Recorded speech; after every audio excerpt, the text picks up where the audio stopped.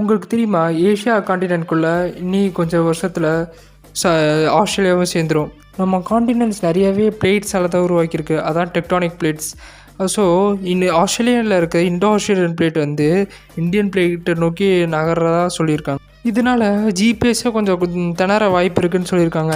அது ஏன்டான்னு கேட்கலாம். ஏன்னா ஒரு வருஷத்துக்கு 6லேருந்து 7 சென்டிமீட்டர் வந்து வேகமாக நகருது. இது நம்ம கையில் வளர்கிற நகத்தை விட இது ரொம்ப ஸ்பீடாக நகருதுன்னு சொல்கிறாங்க. ஸோ இது வந்து இந்தியாவை இடிக்குமான்னு கேட்டால் அது ப்ராபப்ளி ரொம்ப கம்மியான சான்ஸ் தான். ஏன்னா இது இடித்தா மேக்ஸிமம் மேலே இருக்கிற அந்த சின்ன தீவுகளில் தான் போய் மோதும். இது நடக்க மினிமம் 10 கோடி வருஷமாச்சும் ஆகும். இன்னொரு பக்கம் இந்தியன் பிளேட் வந்து யுரேஷியன் பிளேட் கிட்ட இன்னும் போய்கிட்டே இருக்குது. அதாவது ஹிமாலயாஸ் இன்னும் வளர்ந்துக்கிட்டே தான் இருக்குது. ஸோ இன்னொரு பக்கம் சொமாலியன் பிளேட் கண்டிப்பாக இந்தியா நோக்கி வருது. அது நிறைய பேர் நியூஸ்லேயே பார்த்துருப்பீங்க. ஸோ மிகப்பெரிய மவுண்டன் ரேஞ்சஸ் ஹிமாலயாவோட பெருசாக உருவாகும்.